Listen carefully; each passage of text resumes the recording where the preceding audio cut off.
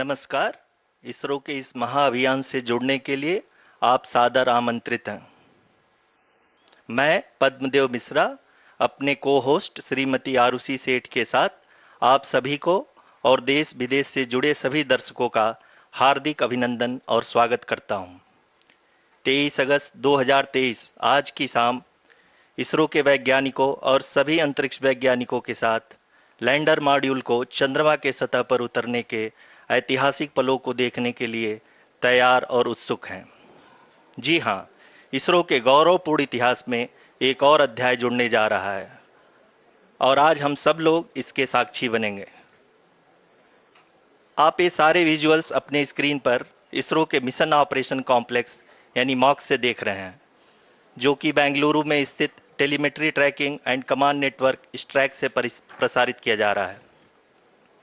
ये विजुअल्स आपको power descent के काउंटडाउन और उस पथ को प्रदर्शित कर रहा है जिस पे चलकर लैंडर आज चंद्रमा के साउथ पोल पे सेफ और सॉफ्ट लैंडिंग करेगा।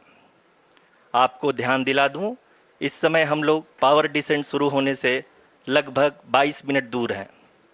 जो दर्शक थोड़ी देर से जुड़े हैं उनकी जानकारी के लिए बता दें, आप लोग इस ऐतिहासिक पल को इसरो के ऑफिशियल वेबसाइट, फेसबुक, ट्विटर और यूट्यूब पे भी देख सकते हैं। Honorable dignitaries, delegates, scientists, media personnel, and dear viewers, a very good evening to all of you. We at ISRO welcome you to the live coverage of India's prestigious Chandrayaan 3 mission's landing event on the lunar surface.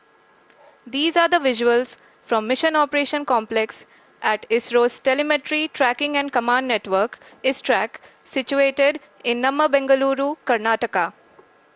I, Arushi Seth, and my colleague, Dr. Padamdev Mishra, are your hosts for the evening and shall accompany you on the journey of the landing event from powered descent start to touchdown. Today, we shall be witnessing the final phase of the critical and most technologically challenging mission operations of Chandrayaan 3, wherein the lander module will be making a safe and soft landing on the surface of the moon. These display screens show the countdown to the power descent start as well as the path that will be followed by the lander module. We are 18 minutes away from the commencement of power descent. India is at the brink of creating history as we all await with bated breath to witness the landing on Moon's south polar region.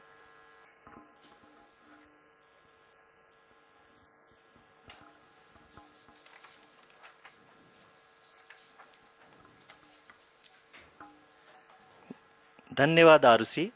अगर मैं सही मायने में कहूं तो अंतरिक्ष का कोई भी मिशन हो और चाहे किसी भी देश के द्वारा संचालित किया जा रहा हो, इसरो मिशन की निश्चितता और अनिश्चितता के बीच बहुत ही महीन अंतर होता है, जिससे कि एक मिशन सफल या असफल होता है। लेकिन ना हम थके ना हम हारे। हमने पिछली कमियों को सुधारते हुए आज पूरी तरह से आश्वस्त किया है कि लैंडर मॉड्यूल निश्चित तौर पे चंद्रमा के सतह पर सेफ और सॉफ्ट लैंडिंग करेगा। सभी दर्शकों के जानकारी के लिए अब हम इसरो के अब तक के सभी लूनर मिशंस को संक्षिप्त विवरण प्रस्तुत करेंगे। जी हाँ, इसरो का पहला मून मिशन चंद्रयान 1 अक्टूबर 2008 में PSLV रॉकेट के द्वारा सफलतापूर्वक प्रक्षेपित किया गया था।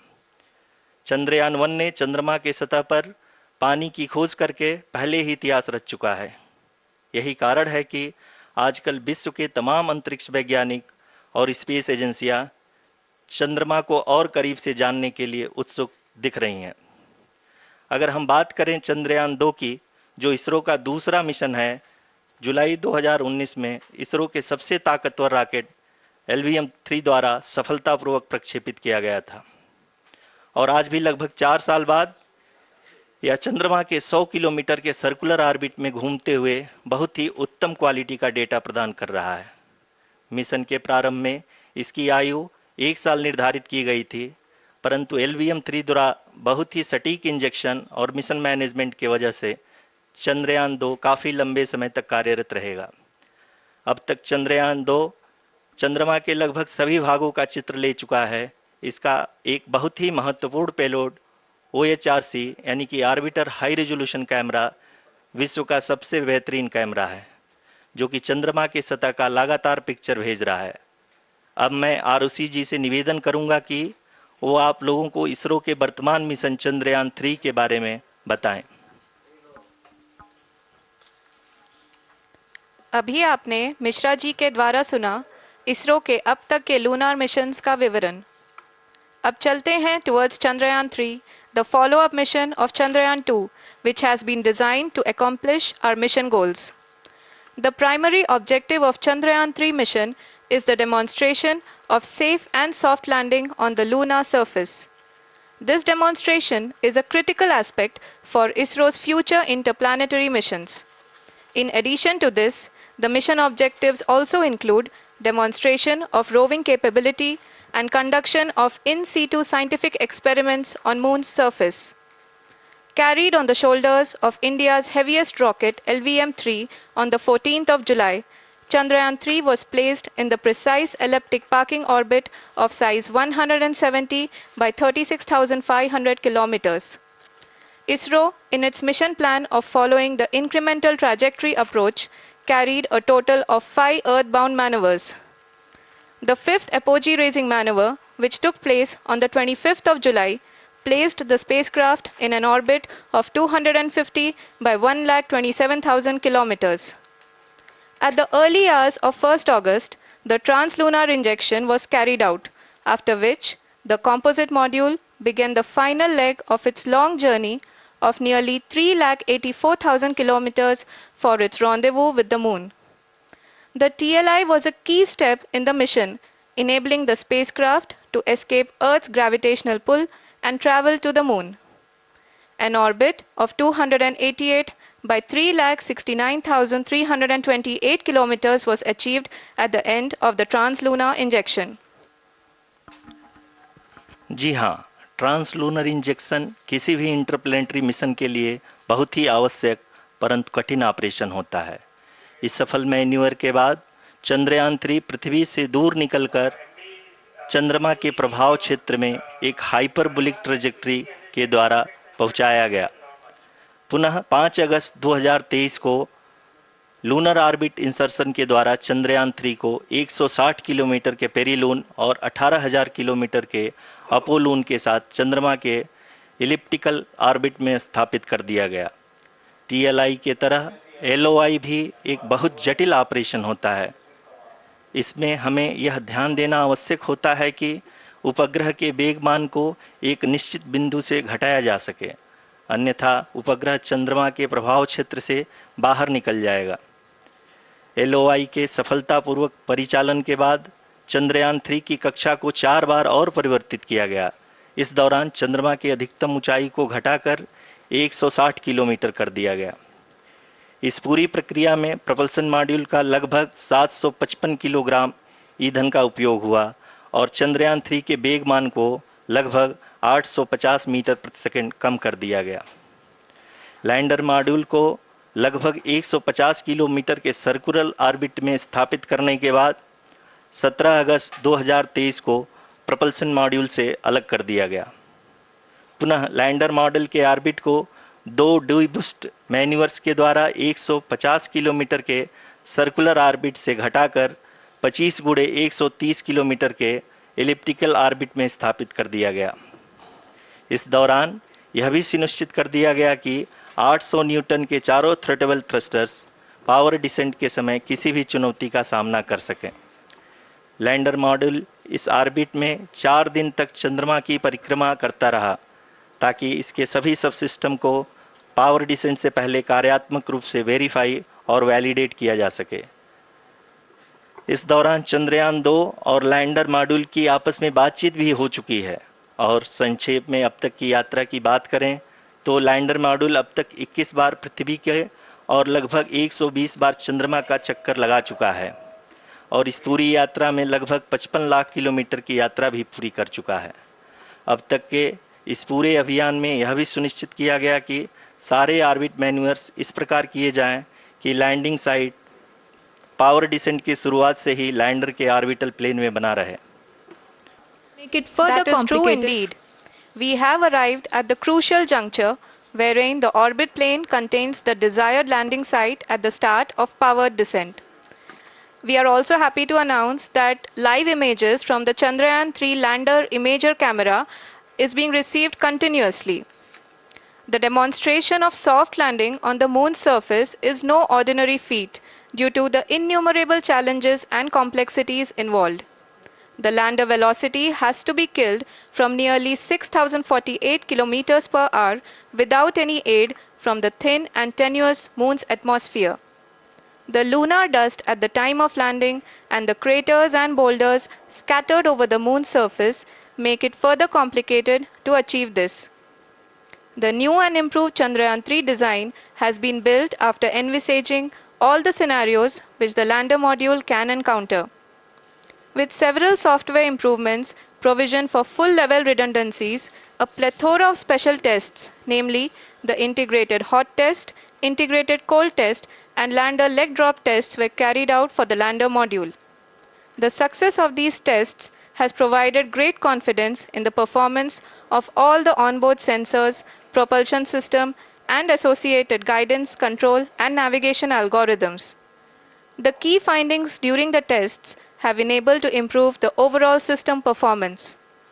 The largely unexplored south pole of the moon has been chosen as the intended landing site since there is a possibility of finding ice and other minerals which would be vital resources for future explorers. Apart from continuing investigations pioneered by Chandrayaan 1 and Chandrayaan 2, the Chandrayaan 3 mission will also provide invaluable data to the science community around the world. Let us give our viewers a glimpse on the configuration of Chandrayaan 3 mission.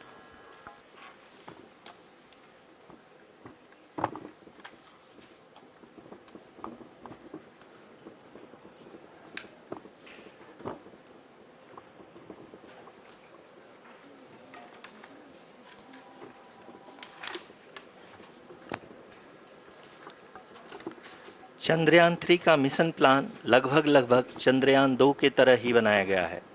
यहाँ यह भी सुनिश्चित किया गया है कि चंद्रयान 3 को rocket से अलग होने से लेकर के चंद्रमा के निकटतम कक्षा में स्थापित होने तक सारी गतिविधियाँ चंद्रयान 2 के तरह ही हों। और अब हम यह कह सकते हैं कि यह प्लान पूरी तरह से 100% सफल रहा। हालांकि लैंडर मॉड्यूल के सेंसर्स और प्रोपल्शन सिस्टम को इस तरह से मजबूत किया गया है कि लैंडर पावर डिसेंट के समय किसी भी आपदा से बाहर आकर के मिशन के मुख्य उद्देश्य को पूरा कर सके। इस क्रम में लैंडर के मुख्य सेंसर्स कारा, लासा, एलएचबीसी, एलडीवी और एलएचडैक का कार्यात्मक परीक्षण भी किया जा चुका है। एलडीवी जो कि पूर्णतः स्वदेशी तकनीकी से बनाया गया एक नया सेंसर है, इसका मुख्य कार्य लैंडर के वेलोसिटी को तीनों अक्षों में कंप्यूट करना है। पावर डिसेंट के दौरान लैंडर के सटीक पोजीशन और वेलोसिटी का ज्ञान होना बहुत ही आवश्यक है। लिराप यानी laser inertial referencing and accelerometer package इस कार्य को पावर डिसेंट के दौरान बखूबी निभाएगा। ट्रैजेक्टरी जनरेशन जो कि चंद्रयान 3 मिशन के लिए बहुत ही अहम है, क्योंकि हर ऑर्बिट मैन्यूवर के बाद यह सुनिश्चित किया जाता है कि लैंडर की मिशन ऑब्जेक्टिव को ना बदले। इस क्रम में मैं यह भी आपको बता दूं कि ऑर्बिट डिटर्मिनेशन जो कि उपग्रह के पोजीशन और वेलोसिटी को बहुत ही एक्यूरेटली बताता है, एक बहुत ही कठिन और जटिल कंप्यूटेशन और एस्टिमेशन होता है। यहाँ यह भी जानना महत्वपूर्ण है कि चंद्रयान 2 का OHRC पेलोड अब तक काफ़ी ऊंचे स्तर का डैम प्रदान किया है, जिसके फलस्वरूप लैंडिंग साइट के सीमा को बढ़ाकर 4x2.4 किलोमीटर कर दिया गया है, जो कि पावर डिसेंट के दौरान सॉफ्ट लैंडिंग कराने में काफ़ी सहायक सिद्ध होगा। Apart from the sensors, Chandrayaan 3 is equipped with a suite of sophisticated payload instruments. While Chandrayaan 1 and Chandrayaan 2 orbiter have provided abundant remote sensing data of Moon, equally important are the on-site localized measurements that provide ground truths. Lander and rover have payloads which are completely new and will perform in situ analysis of lunar surface. The two spectroscopes on rover APXs and libs will actively measure the surface elemental abundances at the landing location and surrounding area. The lander carries a seismometer ILSA that can sense impact events and lunar quakes. The thermal probe CHAST will measure the temperature profile and thermal conductivity of Moon's regolith. The Rambha payload will carry out lunar ionosphere studies, while the laser retroreflector array shall be a passive location indicator for future spacecraft equipped with laser altimeter. The propulsion module has not been left behind, and an experimental shape payload has been added to it as a value addition. It will help in understanding the nature and characteristics of water-rich planets and will also aid in the future study of potentially habitable exoplanets. We are minutes away from the start of powered descent. The entire powered descent shall be carried out by the onboard autonomous landing sequencer or ALS, which is a series of instructions preloaded to the lander module. These instructions include the commands to be executed, data to be collected and analyzed, and decisions to be made and executed autonomously throughout the powered descent.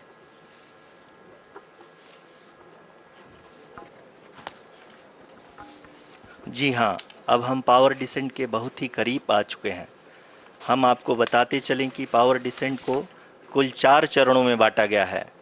सबसे पहले आता है rough breaking phase, जिसमें lander की ऊंचाई को चंद्रमा की सतह से 30 किलोमीटर से घटाकर 7.4 किलोमीटर कर दिया जाएगा।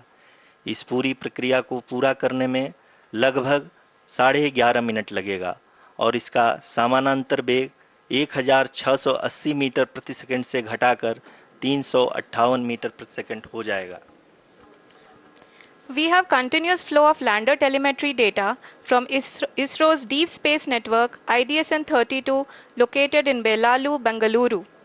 The data is being acquired real-time by station and is flown to the Mission Operation Complex through our communication links. In addition to it, we also have support from ESA and JPL DSN stations. There will be no ground intervention once the ALS takes charge. The preparation for today's event had started 48 hours before, wherein various pre-selections and uplinking of parameters for the autonomous landing sequence were carried out.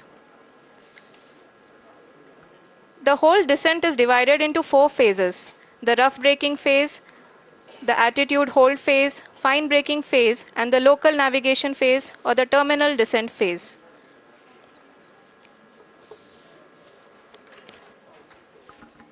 जी हाँ, attitude hold phase, जो कि power descent का दूसरा चरण है, एक बहुत ही महत्वपूर्ण फेज है।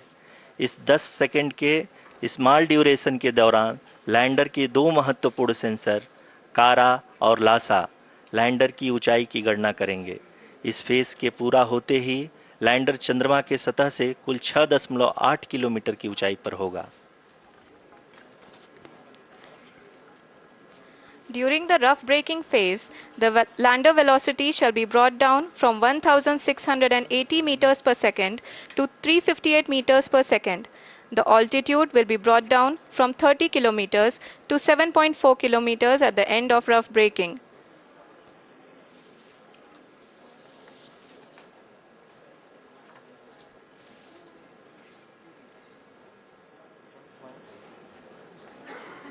Currently, we can see the scientists are analyzing the lander data.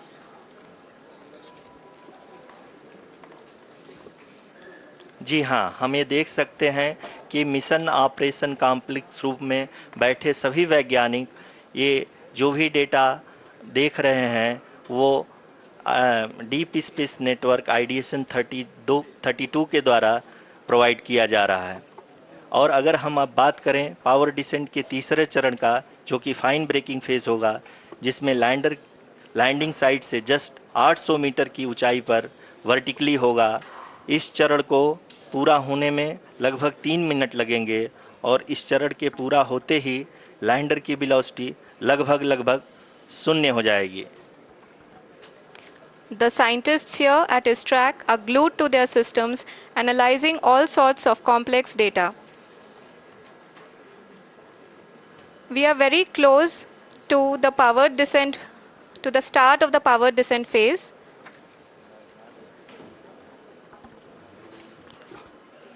जी हाँ, अगर अगर अगर हम अब बात करें पावर डिसेंट के चौथे और अंतिम चरण का, जो कि लोकल नेविगेशन फेज या टर्मिनल डिसेंट फेज भी कहा जाता है, इस दौरान लैंडर के 2 इंजन बंद कर दिए जाएंगे और लैंडर के सेंसरों द्वारा इसके हाइट और वेलोसिटी की गणना इनर्शियल नेविगेशन को भेज दिया जाएगा।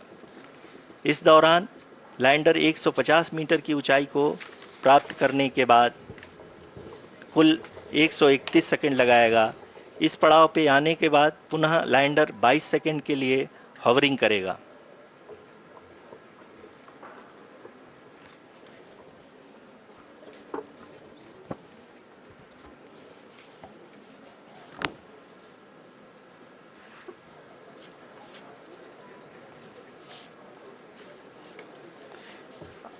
आप इस समय अपने स्क्रीन पे मिशन ऑपरेशन कॉम्प्लेक्स में बैठे सभी मान्यगणों को देख सकते हैं, जो कि बहुत ही उत्सुकता के साथ टेलीमेट्री डेटा को देख रहे हैं। अभी हम लोग पावर डिसेंट शुरू होने से जस्ट कुछ ही पल दूर हैं।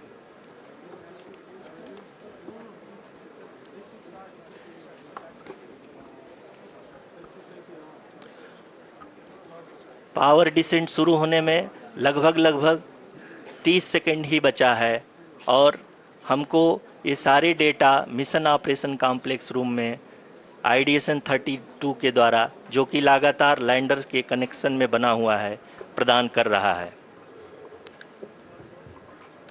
Dear viewers, the pivotal power descent has begun and the lander module is propelling towards the moon's surface along the intended trajectory. जी हाँ, अब हम देख सकते हैं रफ ब्रेकिंग फेज की शुरुआत हो चुकी है।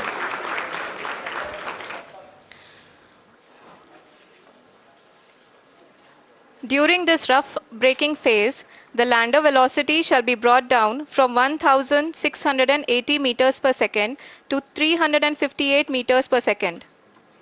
The altitude will be brought down from 30 kilometers to 7.4 kilometers at the end of rough braking. All this in the duration of 690 seconds or 11.5 minutes. Currently, the Laser Inertial Reference and Accelerometer package (LIRAP) is aiding in the navigation. जी हाँ, अभी आप अपनी screen पे देख सकते हैं कि lander अब तक कुल 191 किलोमीटर हॉरिजेंटल दिशा में चल चुका है और अभी तक इसकी वेलोसिटी लगभग 31 किलोमीटर बनी हुई है।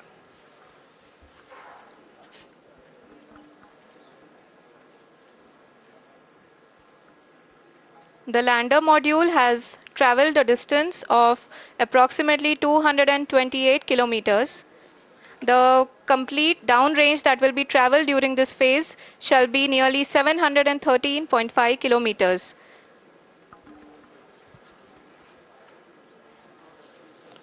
जी हाँ, कुल 745 किलोमीटर के इस रफ ब्रेकिंग फेज में आप देख सकते हैं कि हम लोग लगभग अपनी यात्रा 20% कंप्लीट कर चुके हैं।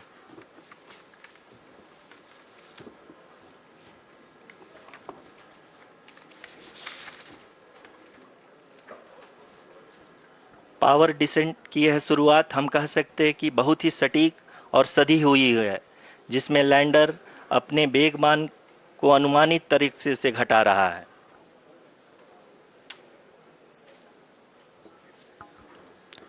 The altitude of the lander module will reduce from 7.4 kilometers to 6.8 kilometers. During the next phase, which is going to be the attitude hold phase, we can currently see that the altitude of the lander module is nearly 31 kilometers. Arushi, अभी हम इस ground trace को देखते हुए कह सकते हैं कि रफ ब्रेकिंग फेज की शुरुआत बहुत ही अच्छे तरीके से हुई है। आप ये देख सकती हैं कि जो भी प्रोजेक्टेड ग्राउंड ट्रेस है उसी पे अपना लैंडर मॉड्यूल आगे चलते हुए बढ़ रहा है। अभी तक ये देखा जा सकता है कि लैंडर मॉड्यूल लगभग 370 किलोमीटर 36 दिशा में चल चुका है। The mission operations team is analyzing the data. We can all see the seriousness and the concentration with which each and every parameter of the lander module is being analyzed. The performance so far seems to be nominal. जी आरुषि, चूंकि ALS activate किया जा चुका है, इसलिए ground से कोई commanding नहीं की जा रही है। इस दौरान आपके स्क्रीन पे ये सारे डेटा इसरो के डीप स्पेस नेटवर्क से रियल टाइम में आ रहे हैं। इस मिशन में सेकेंड और थर्ड ऑर्डर गाइडेंस पॉलिनोमियल का प्रयोग हुआ है, जो कि इनर्शियल थ्रस्ट और एंगल के हमेशा सुनिश्चित करेगा। During the entire descent, there is no ground intervention as the ALS has taken charge. The preparation for today's event had started nearly 48 hours before, wherein various pre-selections and uplinking of parameters were done. We can see that the vertical velocity of the lander module has been brought down. It is continuously coming down. And the ALS had already been initiated 1 hour before the scheduled time of the power descent start. Following this, the throttleable engine electronics module, the TECM, was switched on and lander was oriented to the favorable attitude. जी हाँ, आप अपने screen पे देख सकते हैं कि lander module, जिसकी शुरुआत में वेलोसिटी 1680 मीटर पर सेकंड थी, लगभग 1150 मीटर पर सेकंड हो चुकी है, जो कि एक बहुत ही मैजेस्टिक शुरुआत कही जा सकती है इस रफ ब्रेकिंग फेज़ के लिए। यहाँ पे मैं आपको ये भी बताते चलूँ कि आप अपने स्क्रीन पे देख सकते हैं कि द लैंडर मॉड्यूल का आल्टीट्यूड धीरे धीरे अब कम होता हुआ दिख रहा है, और जो कि एक्सपेक्टेड भी है। अभी हम बात करें करंट आल्टीट्यूड की, तो जो कि 28.6 किलोमीटर के आसपास है। आप स्क्रीन पर ये भी देख सकते हैं Chandrayaan 3 lander imager display. The lander imager is continuously taking photographs of the moon's surface, and that is also being streamed here. Currently, the horizontal velocity has been brought down, and the distance traveled is 574 kilometers. The current altitude is 27 kilometers, as can be seen on the screen. जी हाँ, करीब अपने आधे सफ़र को पूरा करते हुए इस rough breaking phase में लैंडर बहुत ही आगे की तरफ बढ़ते हुए अपनी ऊंचाई को घटा रहा है। अगर अब बात करें तो लैंडर की ऊंचाई चंद्रमा के सतह से लगभग 27 किलोमीटर से नीचे हो चुकी है, करीब 26.7 किलोमीटर के आसपास है। The next phase after the rough braking phase is the attitude hold phase, which will be for a duration of nearly 10 seconds. The lander will be oriented such that both the altimeters will be looking exactly towards the moon's surface. At the end of this attitude hold phase, height measurement update to navigation system will be given from the laser and car band altimeters. Currently, we are in the middle of the rough braking phase. जी हाँ, अगर हम ध्यान से देखें तो लगभग 8 minute की यात्रा के बाद लैंडर अपनी हॉरिजेंटल वेलोसिटी को लगातार कम करते हुए अपनी ऊंचाई, अभी की ऊंचाई के समय 24 किलोमीटर की ऊंचाई प्राप्त कर चुका है। अब तक के आंकड़े को देखते हुए हम कह सकते हैं कि लैंडिंग पूरी तरह से नॉमिनल है। यहाँ पर हम देख सकते हैं कि हॉरिजेंटल वेलोसिटी लगातार कम होती हुई दिख रही है। The altitude of lander from ground is currently 22 kilometer, which is again going to be coming down, and that is expected. For the viewers who have joined now, we are in the power descent phase, and we are in the rough braking phase, which is the first phase of the power descent. We have currently traveled a downrange of 697 kilometers, and the downrange that has to be traveled during this phase is 713.5 kilometers. जी हाँ, अभी आप देख सकते हैं कि lander की horizontal velocity लगभग 720 metre प्रति सेकंड हो गई है। लगभग हम ये कह सकते हैं कि 900 मीटर प्रति सेकंड वेलोसिटी को कम किया जा चुका है। At the same time, we can see the altitude of the lander is just 17.8 kilometer from the moon surface, which is going to be around 7.4 at the end of the rough braking phase. इस phase के बाद हम जाएंगे towards the attitude hold phase, where we will be expecting sensor update from the laser and car band altimeters.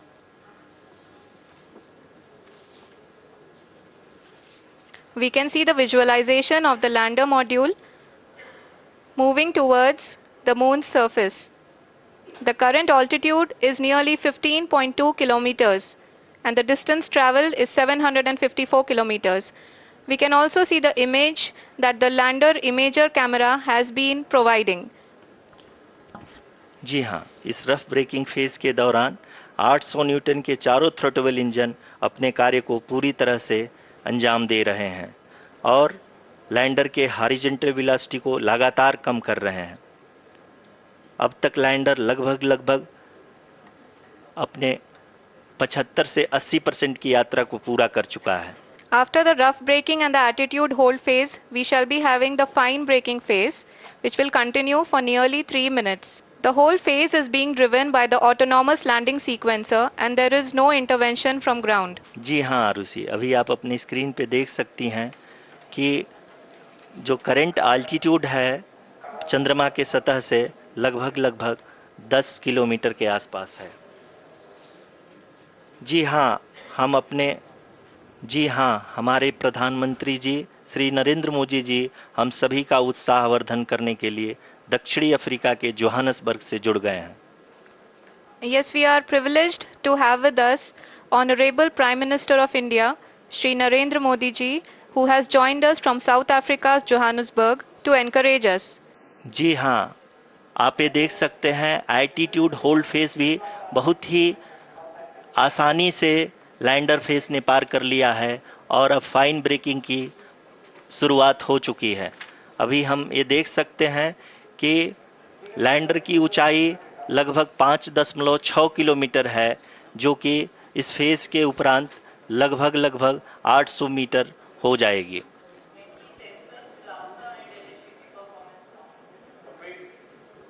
We can hear from the mission operations team that the sensors are performing nominally, and we are currently in the midst of the fine braking phase, which is going to continue for 3 minutes, and the altitude is going to be reduced to nearly 800 meters at the end of this phase.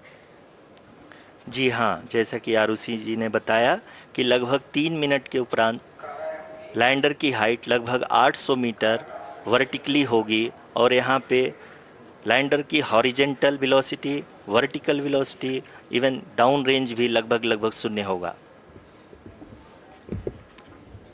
We can see the visual of the lander module and we can see that the down range traveled is nearly 831 kilometers.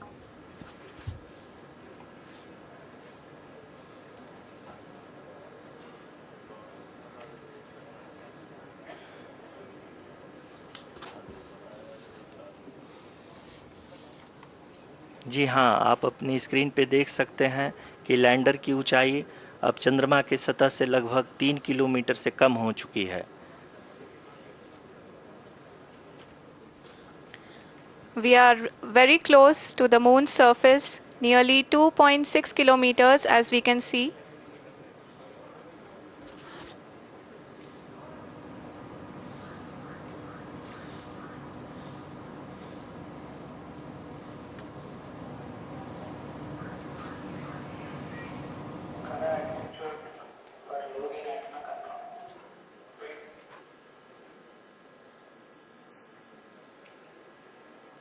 जी हाँ, अभी आप देख सकते हैं कि lander की ऊंचाई लगभग 1 किलोमीटर के आसपास है।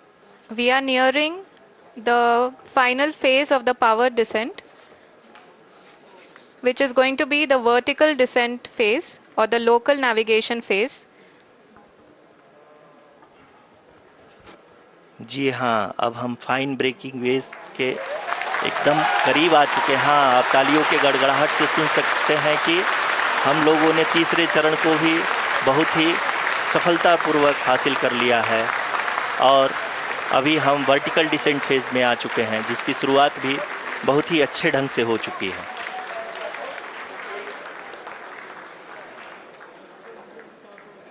Lot of applause indicates that till now the performance has been nominal. We are in the vertical descent phase 1. The altitude is being brought down from 800 meters and we are nearing and approaching the lunar surface. जी, आप अपने screen पे देख सकते हैं कि lander का height लगातार कम होता जा रहा है। इस समय हम लैंडिंग साइट के जस्ट ऊपर हैं और इस समय इसकी ऊंचाई लगभग 600 मीटर के आसपास है।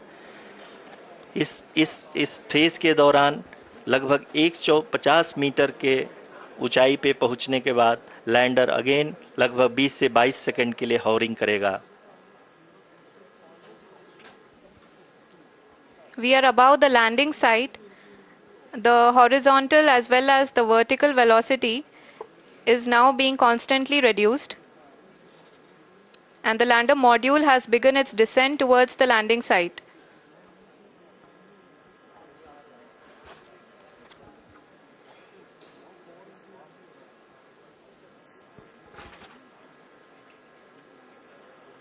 जी हाँ, आप अपने स्क्रीन पे देख सकते हैं ये जो पथ निर्धारित किया गया है, लैंडर पूरी तरह से उसी को ही फॉलो कर रहा है।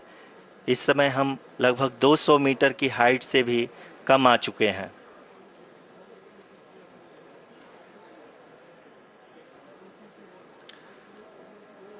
अब हम ये देख सकते हैं कि हम लगभग 150 मीटर की ऊंचाई पे हैं चंद्रमा के सतह से।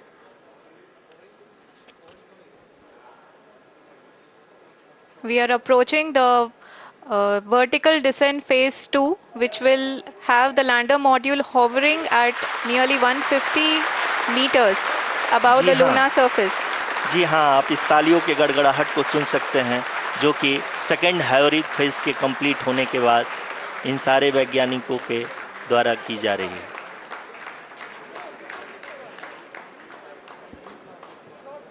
जी हाँ, आप अगर फिर से ध्यान से देखें तो एल्टीट्यूड पुनः कम होता जा रहा है। अभी हम लोग लगभग 135 मीटर की ऊंचाई पे हैं। The sensors that are updating at this point are providing confirmation of the safety of the landing site. As expected, the retargeting is going on and this is a very good signature for the lander. अभी आप ये देख सकते हैं कि lander की ऊंचाई लगभग 65 मीटर के आसपास बची हुई है।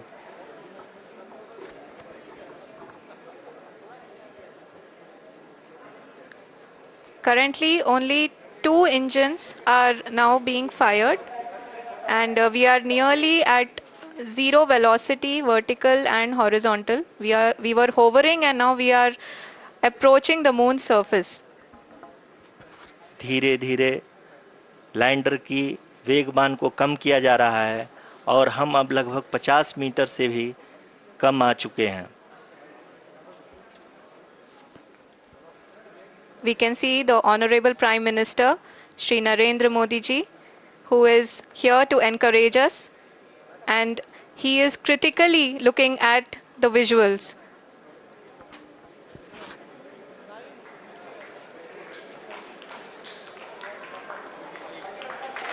जी हाँ, आप अपने स्क्रीन पे देख सकते हैं कि हम lander module People are applauding. Let us all wait to hear from the Secretary Department of Space and Chairman ISRO, Shri S. Somnath.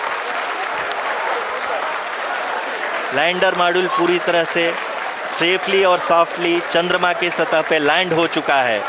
ये हम लोगों के लिए बहुत ही गर्व की बात है। हिंदी में एक कहावत है कि चंदा मामा दूर के, लेकिन अब हम ये कह सकते हैं कि चंदा मामा अपने घर के। बहुत ही उम्दा। The hard work of the entire ISRO community has come to fruition.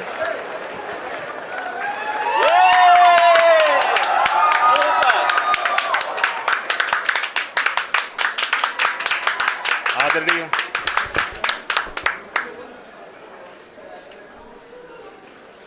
आदरणीय प्रधानमंत्री जी, नमस्कार। Sir, we have achieved soft landing on the moon. India is on the moon. Sir, I request our Honorable Prime Minister to address us and bless us. Thank you, sir.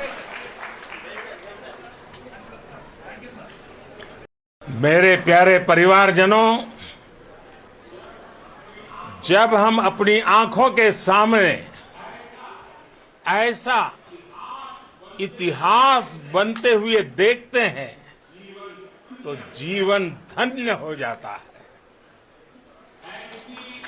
ऐसी ऐतिहासिक घटनाएं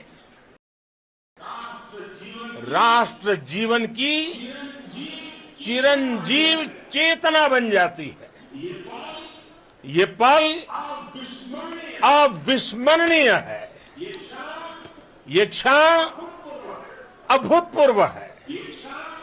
ये क्षण विकसित भारत के शंखनाद का है। ये क्षण नए भारत के जयघोष का है। ये क्षण मुश्किलों के महासागर को पार करने का है।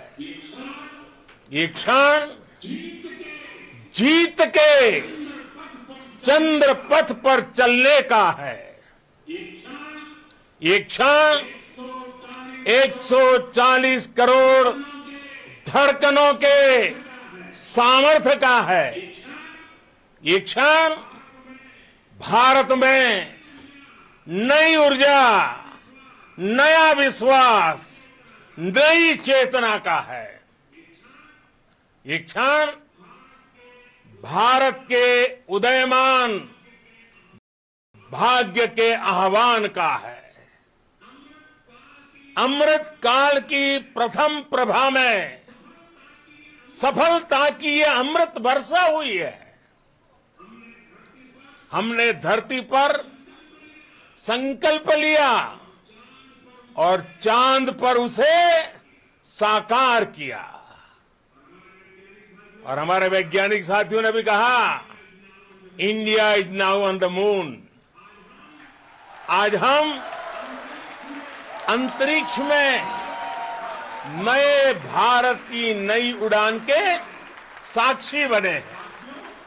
साथियों, मैं इस समय ब्रिक्स समिट में हिस्सा लेने के लिए दक्षिण अफ्रीका में हूं, लेकिन हर देशवासी की तरह मेरा मन चंद्रयान महाअभियान पर भी लगा हुआ था।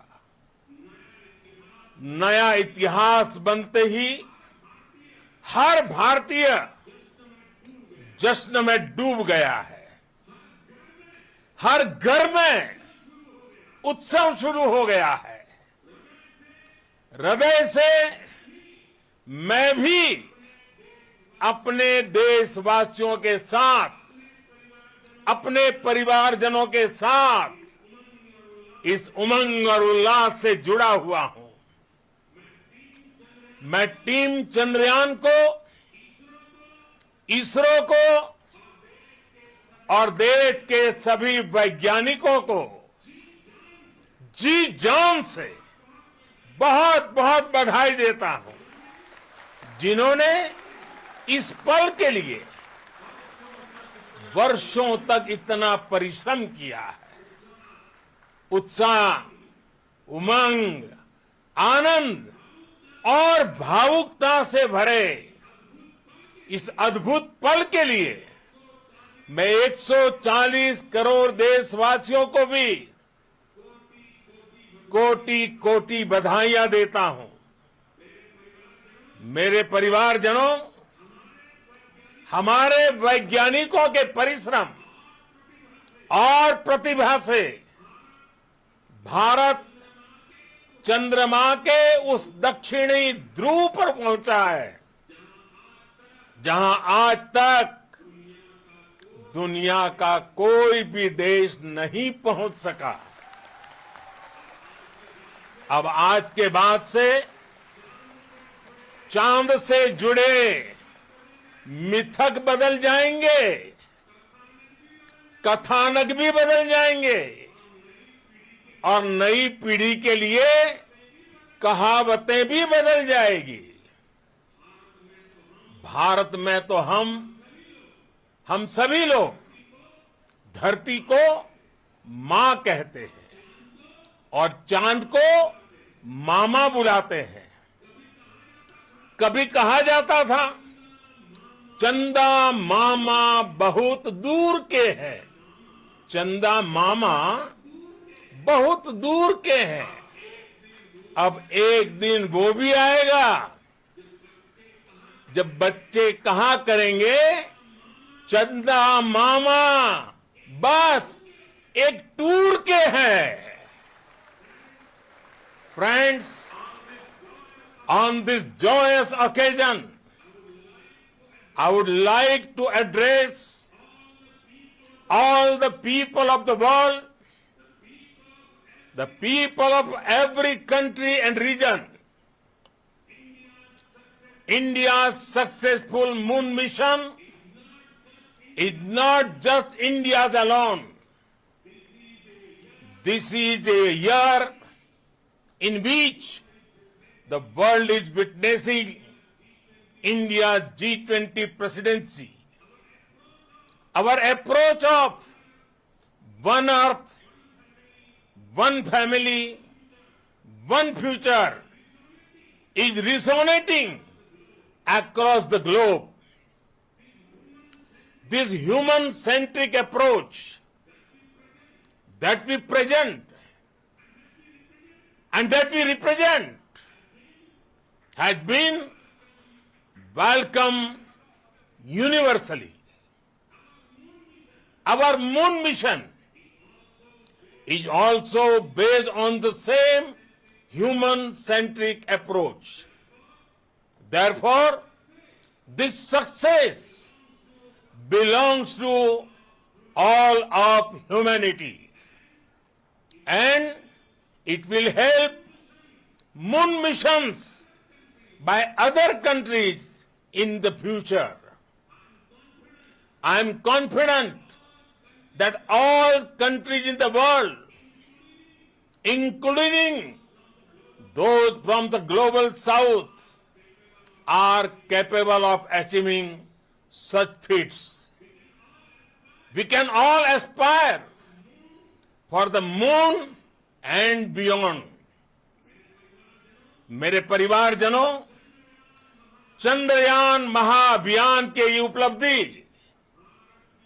भारत की उड़ान को चंद्रमा की कक्षाओं से आगे जाएगी।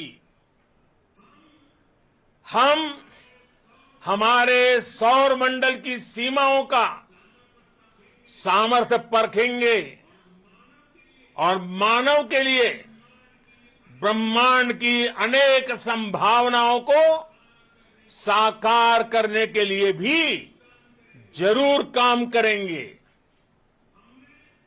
हमने भविष्य के लिए कई बड़े और महत्वाकांक्षी लक्ष्य तय किए हैं। जल्द ही सूर्य के विस्तृत अध्ययन के लिए ISRO Aditya L1 mission launch करने जा रहा है। इसके बाद शुक्र भी इसरो के लक्ष्यों में से एक है। गगनयान के जरिए देश अपने पहले ह्यूमन स्पेस फ्लाइट मिशन के लिए भी पूरी तैयारी के साथ जुटा है।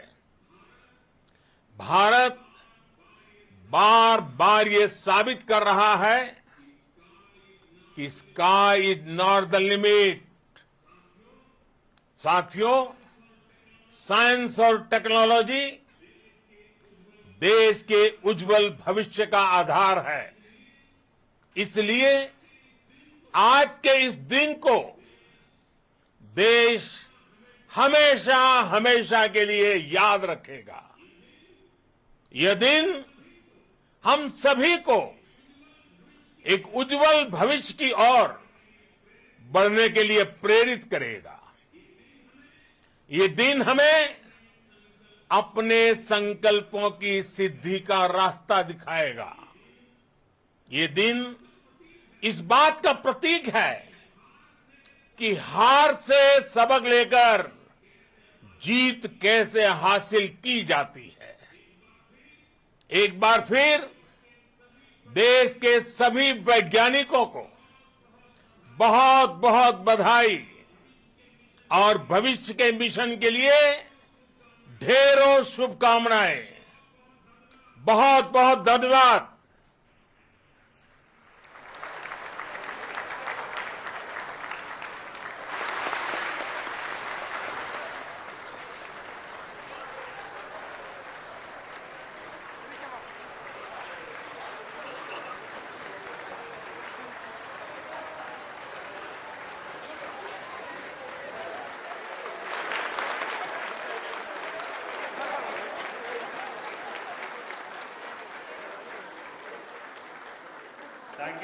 Thank you, Adharaniya Pradhan Mantri ji, for being part of our journey to this success.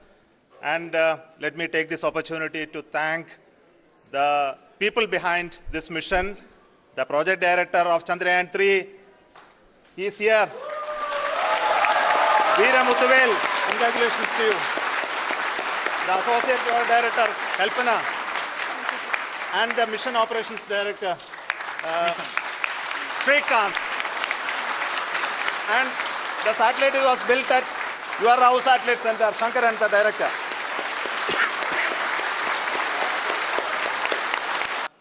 It gives me immense satisfaction on achieving this goal as a project director of this mission. The entire mission operations, right from launch till landing, happened flawlessly as per the timeline, and we became the 4th country to land to demonstrate the soft landing onto the moon surface. And we became the first country to go to near to the south pole of the moon.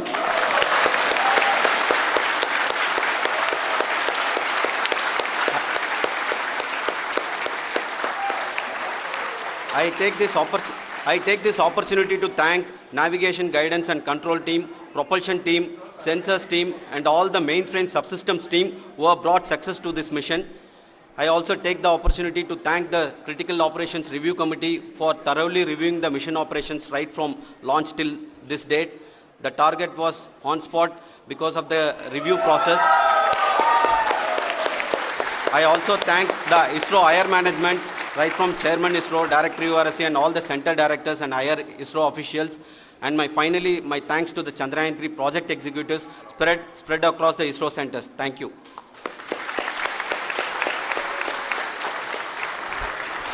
Mission Director Srikanth.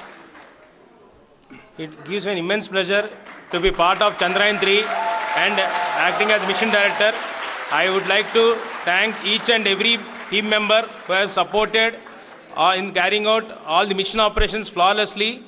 And I would like to thank my senior management, Chairman ISRO, Director URSC, my senior colleagues and my team members for carrying out and supporting all the things carrying out in a proper way. Thank you very much. Associate Project Director Kalpana. Good evening to all. This will remain the most memorable and the happiest moment for all of us, for our team Chandrayaan 3. We have achieved our goal flawlessly. From the day we started rebuilding our spacecraft after Chandrayaan 2 experience, it has been breathe in, breathe out Chandrayaan 3 for our team. And starting from the reconfiguration to all the special tests and the simulations we have conducted meticulously. And this has been possible only because of our immense effort from our Chandrayaan 3 team. And of course with the guidance with the guidance from our chairman ISRO, our directors and all our experts. With all this, it has been possible. Thank you one and all. Thank you for all the minutest help which has been provided from all the areas of departments. Thank you. Thank you.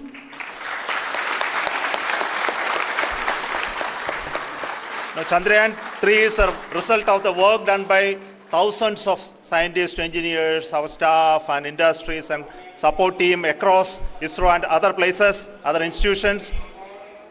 And Shankaran has been the lead of the center which integrated all of these efforts in the last so many years. So I request him to speak on behalf of all of you.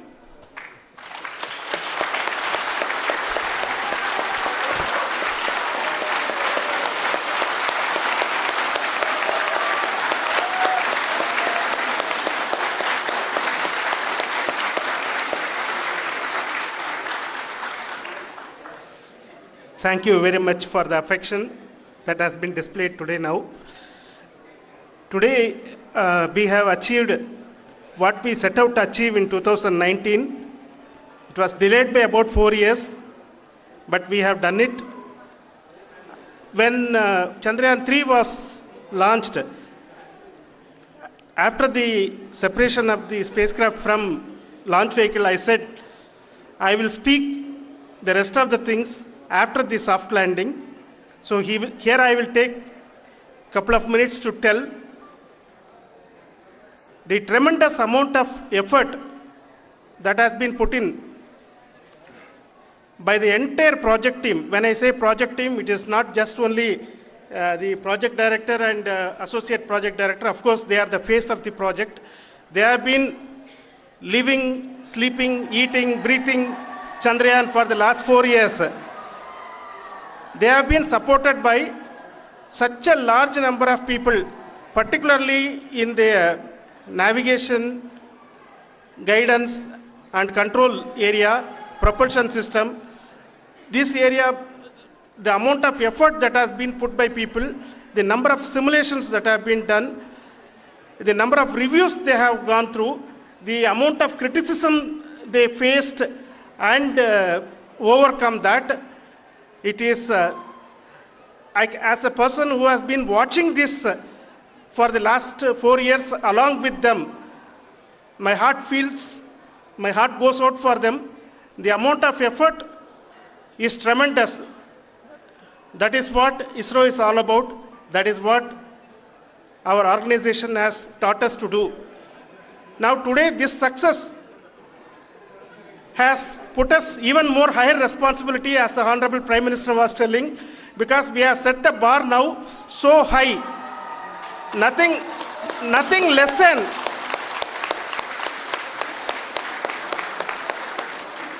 less spectacular than this is going to be inspiring for any of us in the future. So as the Honorable Prime Minister mentioned, we will be now looking at putting the man in space, putting a spacecraft around Venus and landing a craft in Mars. Work on all these activities are going on for a few years. And this success today will inspire us and will spur us to take those efforts even more strongly so that we will make our country proud again and again and again. Thank you very much for every one of you who have directly or indirectly participated in this mission, encouraged us, intentionally or unintentionally helped us in all for every one of you. A big thank you, because even a casual remark, an unintended point can help a person who is striving to reach a goal. The person who is making that remark may not have meant it that way, but sometimes it can ignite that's why I said that even unintended help is very, very, very welcome, and we are very, very thankful for that. Thank you, Team ISRO, for supporting all of us. The amount of affection we received when this mission came into this final stage, the number of people who gave us confidence that nothing can go wrong and this is going to be successful, the In fact, I was not that much confident because we have seen a couple of times issues. Because I know very well as a person who has been doing in this domain for 36 years, I know there are thousands of things. Any of that can anytime go wrong and derail. But so many of the people, because that I only see as the reflection of the effort we have put, that people are so happy to see this effort and they want us to succeed. It is not that they know that we are going to succeed. The people want us to succeed. So thank you very much for everyone for your love and affection. We will continue to do our best and make our flag fly, ISRO's as well as India's flag fly high. Thank you very much.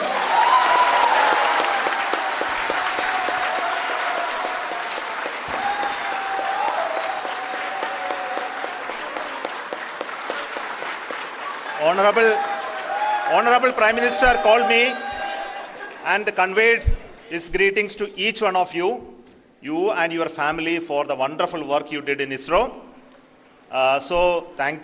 Thanks are to him for the support that he is giving to us for missions like Chandrayaan 3 and the missions that are in the offing. I think that's a great word of comfort that we are receiving for pursuing the inspirational work that we are doing for the nation.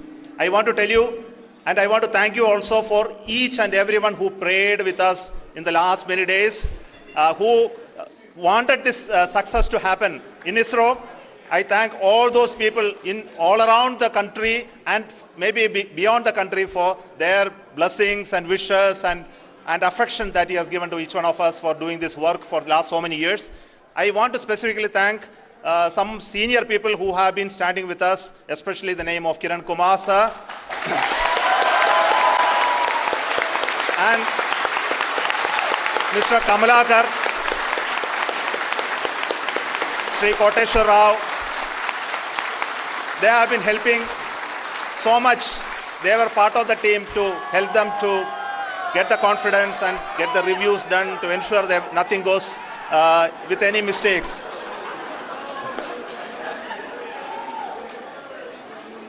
And of course, this is not the work of us alone. This is a work of a generation of ISRO leadership and ISRO scientists. And this is a journey we started in Chandrayaan 1, continued in Chandrayaan 2, and Chandrayaan 2 craft is still working and doing a lot of communication work with us. And all the team that contributed to building Chandrayaan 1 and Chandrayaan 2 should be remembered and thanked while we celebrate Chandrayaan 3. And this is an incremental progress and definitely a great, huge one it is. And thank you so much for all the support and work that you have done. Thank you.